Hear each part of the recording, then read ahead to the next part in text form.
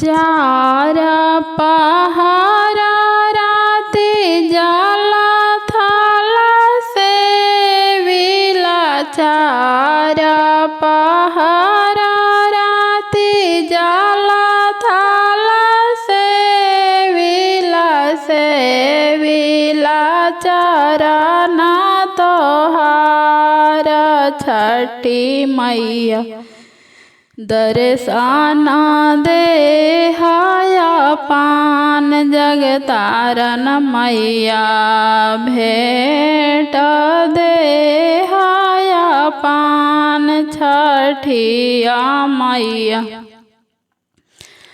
मांगू मांगू तेवाई कवन फल मांगेला। मांगू मांगू तेवाई कवन फल मांगेला।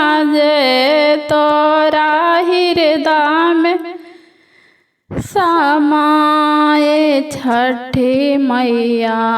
दर्शन देहाया पान जगतारण मैया। भेंट देहाया पान छठिया मैया। राजा दशरथ ऐसन सासुर मांगेला। राजा दशरथ ऐसन सासुर मांगेला। रानी कौशल्या ऐसन सास छठी मैया। दर्शन देहाया पान जगतारण मैया। भेंट देहाया पान छठिया मैया।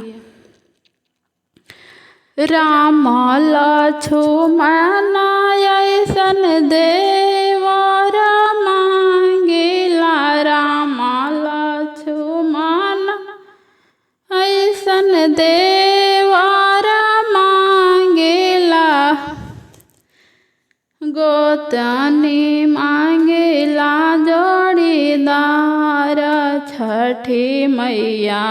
दर्शन देहाया पान छठिया मैया।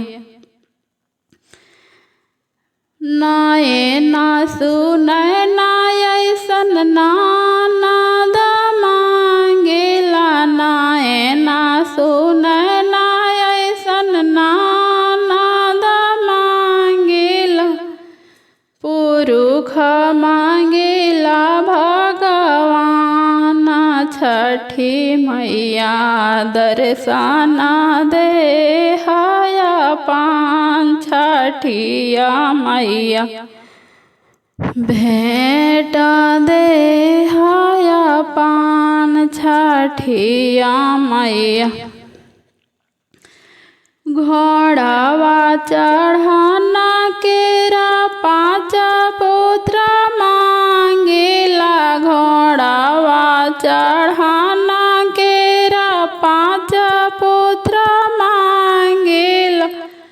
डोलावा चढ़ाना के पुतोह छठी मैया। दर्शन देहाया पान जगतारण मैया। भेंट देहाया पान छठिया मैया। बोए ना घुराना केरा चेरी बेटी मांगेला। बोए ना घुराना केरा चेरी बेटी मांगेला। पढ़ल पंडित दामाद छठी मैया। दर्शन देहाया पान छठिया मैया। दर्शन देहाया पान छठिया मैया।